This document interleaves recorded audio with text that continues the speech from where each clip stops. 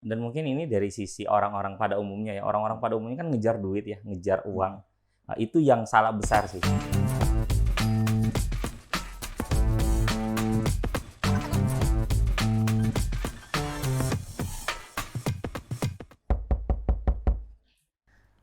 Ketemu lagi dengan Coach Fatwa di acara Ketuk Pintu, ngopi yuk.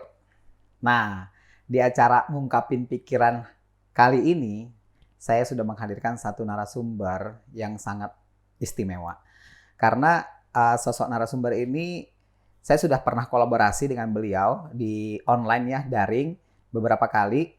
Dan alhamdulillah kali ini ada kesempatan nih untuk mengundang beliau jadi narasumber di acara podcast Ketuk Pintu Ngopeyo. Ya, siapa beliau? Saya bacakan ya, karena banyak nih profilnya ya. Namanya adalah Coach Hari Kuswanto. Ya, beliau ini bertugas di PT Pertamina EP ya, Industrial Relation Analyst Asset 5HR SR gitu ya. Nah, pengalaman kerjanya itu sudah melanglang buana di 3 perusahaannya Pertamina Group. Terus di 4 pulau ya. Wah, sudah menjelajahi pulau Indonesia ya. Dan di 5 kota. Berarti kan banyak berarti ya pengalamannya ya. Dan ternyata selain kesibukannya di kantor atau di perusahaan, beliau ini juga mempunyai komunitas offline. Ya, luar biasa. Ada gerakan 50.000 ya, relawan Indonesia Mandiri, gerakan 1%. Ya. Terus ada juga komunitas online. Komunitas online ini ada ODOJ atau dibacanya ODOJ, terus ada Kutub, ada Kodam. Mungkin nanti kalau lebih detailnya bisa disampaikan atau kita tanyakan ke Coach Hari ini. Nah, tema yang mau kita bahas kali ini sangat relevan ya dengan situasi sekarang, di mana di era pandemi ini kan pasti banyak nih teman-teman, saudara-saudara di sana yang di luar sana kena dampak dari pandemi ini. Terutama dalam hal karir, pekerjaan, atau bisnis. Nah, jadi topik yang kita angkat kali ini adalah tips and trick bagaimana dunia kerja di era pandemi. Ya, langsung saja saya sapa tamu kita yang luar biasa, Coach Hari Kuswanto. Assalamualaikum warahmatullahi wabarakatuh. Waalaikumsalam warahmatullahi wabarakatuh.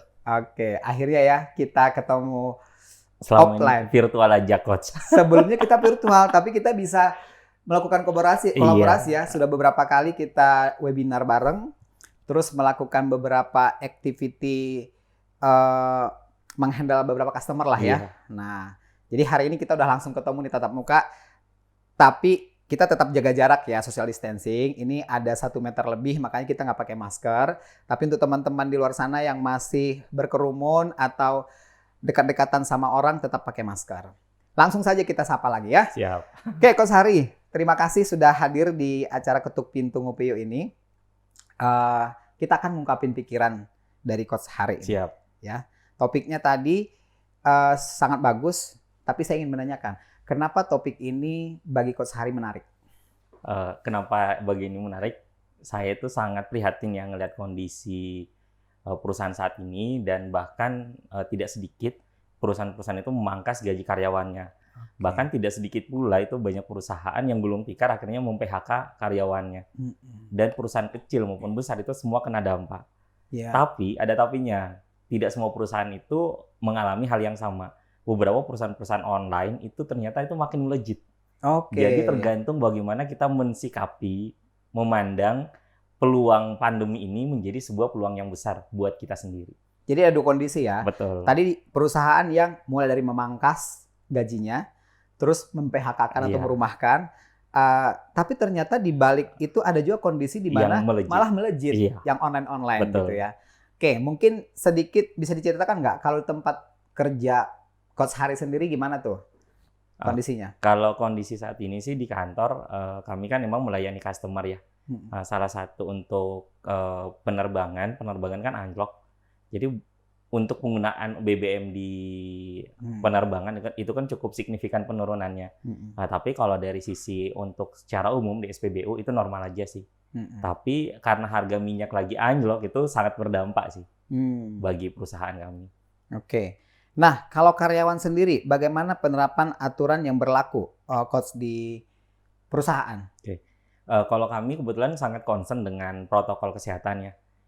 Mulai kita atur tuh mulai orang masuk sampai dengan penerimaan tamu, penerimaan dokumen, bagaimana berinteraksi satu sama lain, ruangan meeting, bahkan meeting pun itu udah dibatasin maksimal 1 jam dan ruangannya pun itu maksimal 50%.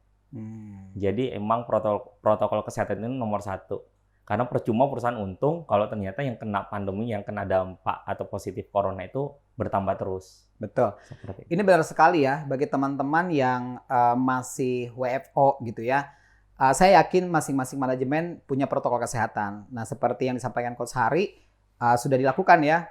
Kapasitas ruang meeting hanya diisi 50%. 50%. Terus Maksimal.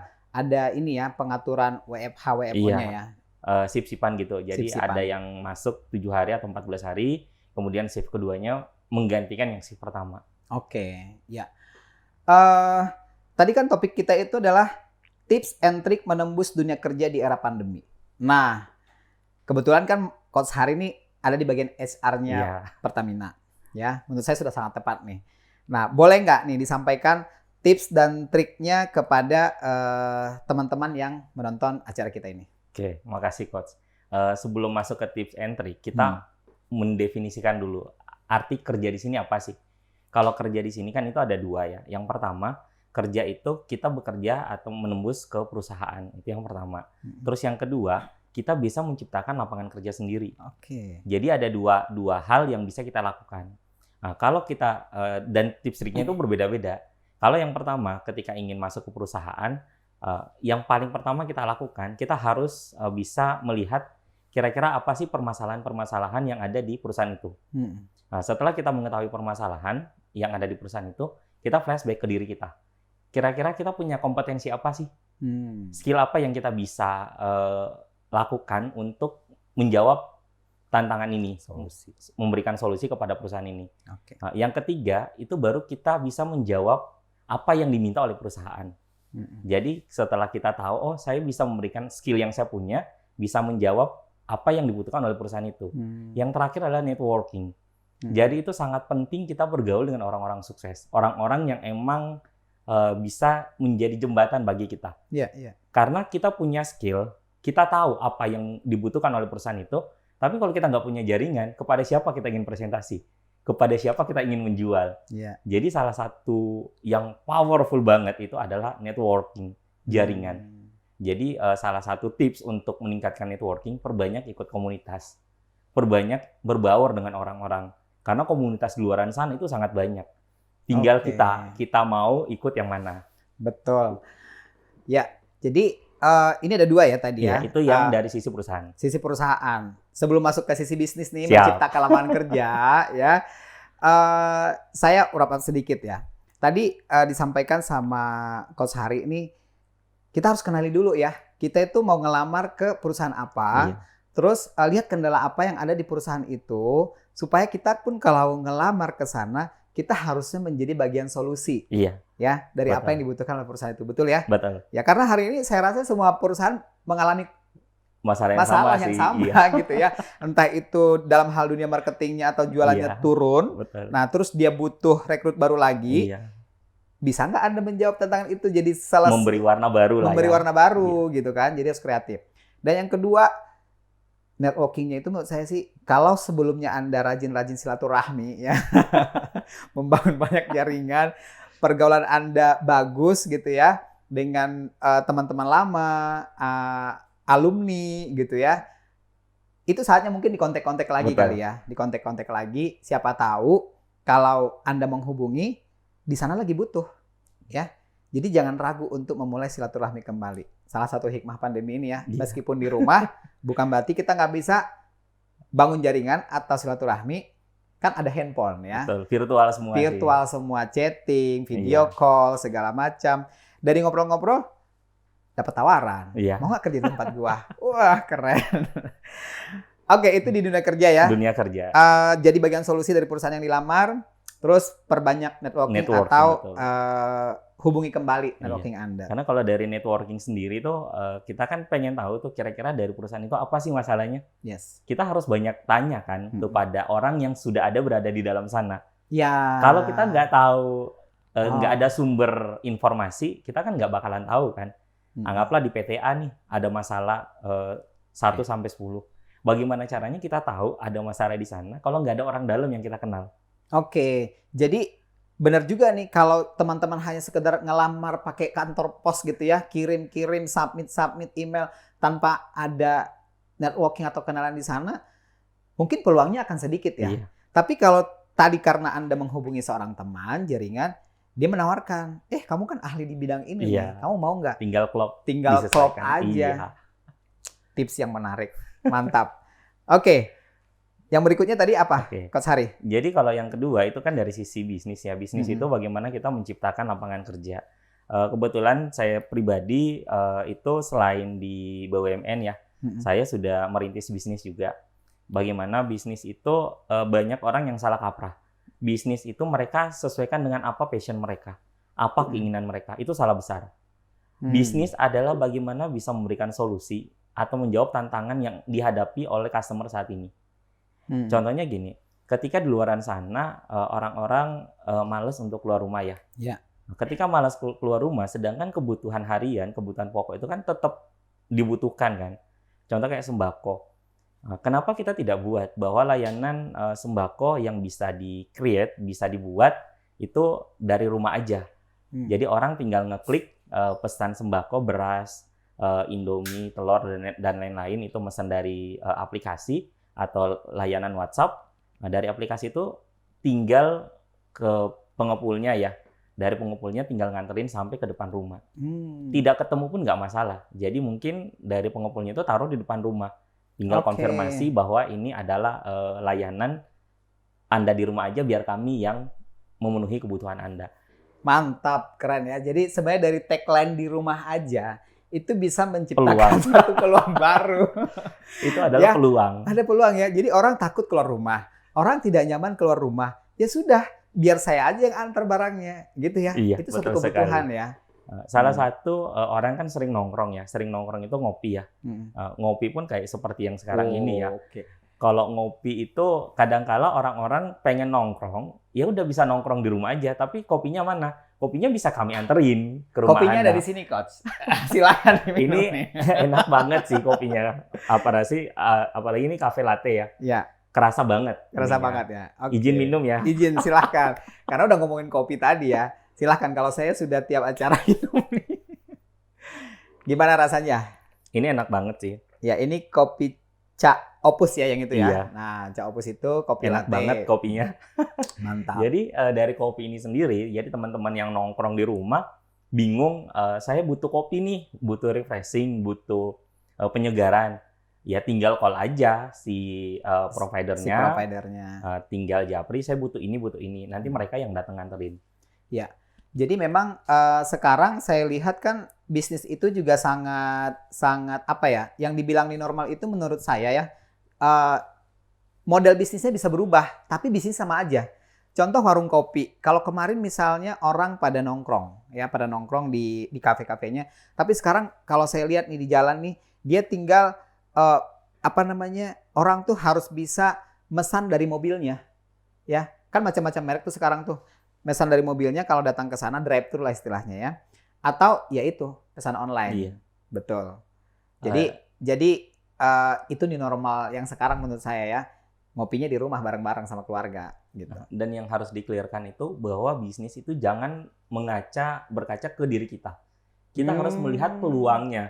Peluangnya itu apa sih yang dibutuhkan saat ini oleh masyarakat. Jadi kalau orang-orang yang malas keluar rumah atau takut keluar rumah, kita harus bisa menyediakan layanan yang cocok buat mereka. Contoh kayak di komplek ya.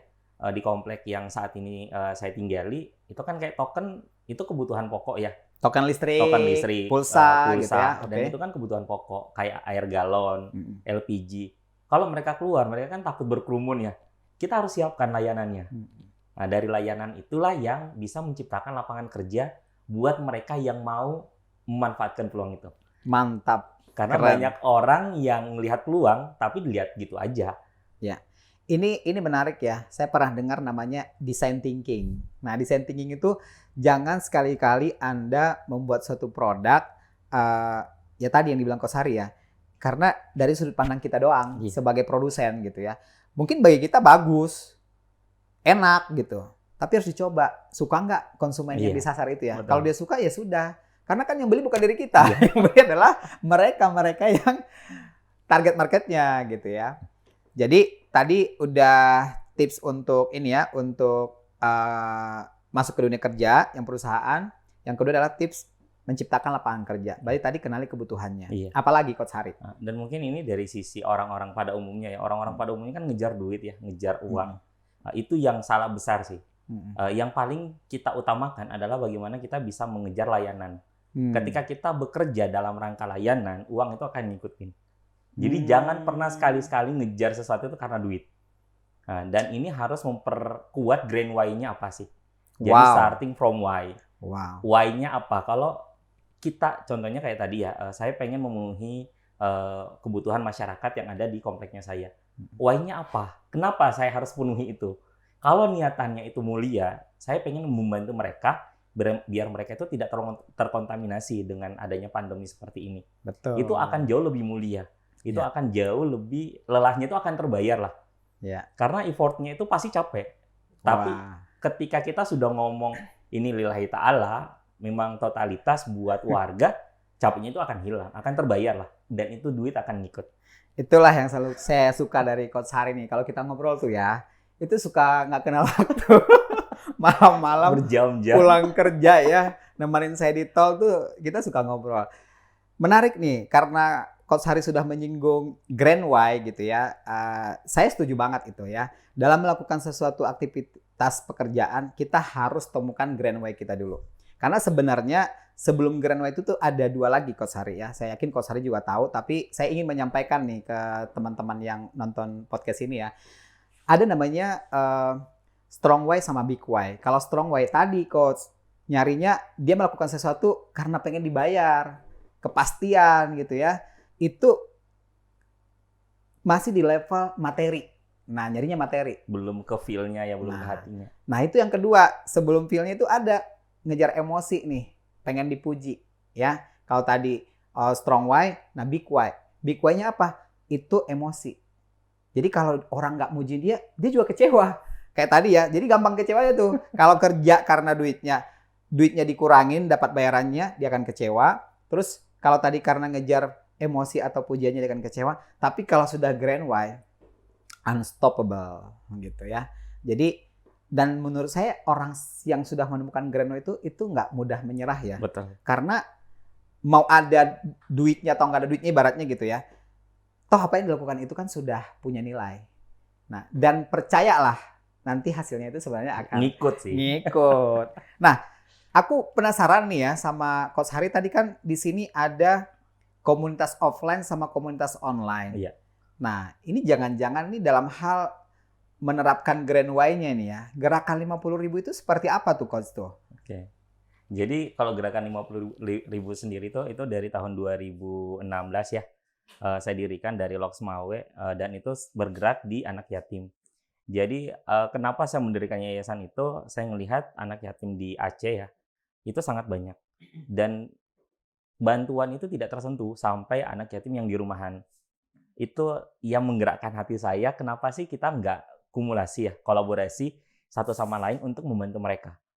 Nah, dan itu alhamdulillah udah mulai running nih, tahun 2020 itu sudah ada di 10 kota. Sudah berapa tahun nih Coach? Dari 2016 ke 2020, 5 tahunan. Masya Allah, berjalan. 20 kota sudah 5 tahun. Ya? 10 kota, 10 10 kota, donatur kurang lebih 500 orang.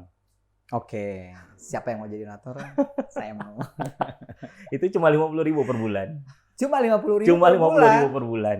Nah, apa yang sudah bisa dilakukan dengan 50.000 itu, Coach? Jadi kalau dari 50.000 itu kita udah ngasih bantuan sembako, terus ngasih bantuan pendidikan, kayak biaya pendidikan ya, terus ngasih bantuan perlengkapan. Dan sebelum pandemi itu kita ajak mereka untuk berbagi kebahagiaan. Kita ngajak mereka makan di restoran, kita ngajak mereka main ke mall, ke museum layang-layang. Jadi benar-benar kita berbagi kebahagiaan. Bagi anak yatim sendiri tuh kan kadang-kadang tidak mikir ya, tidak kesampaian lah pikirannya bisa nonton di mall, di XX1, terus makan di restoran, terus ke kolam renang, itu jauh lah itu. Oke. Ya, jadi ya luar biasa ya tadi ya, sudah dapat pekerjaan di tempat yang luar biasa ya, salah satu BUMN yang terkenal juga, punya komunitas offline atau donatur ya tadi ya, anak-anak yatim. Nah, saya mau nanya satu di komunitas online. Odots itu apa tuh? Kalau Odots itu Wande Wanjus sih. Jadi kalau Wande Wanjus itu kita istiqomah tilawah. Oh, Satu Wande hari satu Wanjus. juz. Oke. Karena ketika kita ibadah itu sendirian, itu akan rapuh. Tapi ketika kita istiqomah, jalan bareng-bareng, itu akan ada yang saling mengingatkan. Saling menguatkan satu sama lain. Oke. Ini sebenarnya inline sama tips and trick yang disampaikan Coach Hari tadi. Betul, ya. kolaborasi, Membangun jaringan. Kita tidak pernah tahu ya, Betul sekali. kapan kita akan terbantu oleh jaringan kita itu. Oke, gitu ya. Jadi sudah kejawab rasanya tips and trick menembus dunia kerja di era pandemi. Ya, semoga tips and trick dari Coach Hari ini bisa bermanfaat, membantu teman-teman di luar sana yang menonton podcast ini, dan bisa mendapatkan pekerjaan untuk yang mau kerja, dan bisa memulai bisnis untuk menciptakan lapangan kerja. Boleh dong untuk penutup closing statement misalnya ya, dari Coach Hari, apa nih buat teman-teman yang menonton ini? Oke, kalau closing statement dari saya, layakkan diri untuk kita diterima di suatu perusahaan, atau layakkan diri kita bisa menjual sesuatu kepada customer. Jangan pernah mengejar duit, jangan pernah mengejar uang, kita menomorsatukan itu layanan. Karena dengan layanan kita totalitas, orang-orang akan percaya ke kita, orang-orang akan trust ke kita, secara tidak langsung duit yang akan ngejar kita. Mantap Coach Hari ya. Terima kasih sudah hadir di acara podcast. Terima kasih Ketuk Coach. Pintu, Ngopi Yuk. Kapan-kapan kita ngungkapin pikiran lagi ya. Siap. Oke, salam. Oke. Terima kasih Coach Hari. Thank you. Demikian podcast kita kali ini. Semoga bisa bermanfaat. Sampai ketemu lagi di Ketuk Pintu Ngopi Yuk episode berikutnya bersama Coach Fatwa. Salam.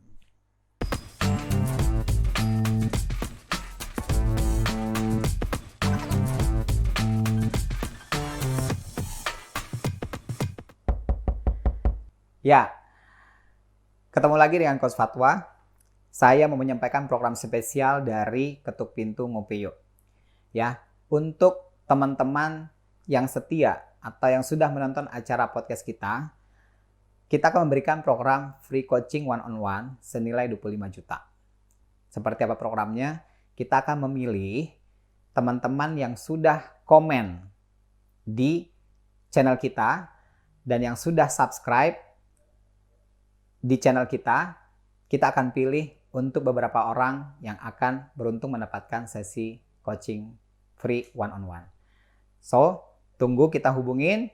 Yang pastikan jangan lupa untuk mensubscribe dan mengklik tanda loncengnya serta komen di channel kita. Terima kasih. Semoga Anda salah satu yang beruntung mendapatkan program ini. Terima kasih.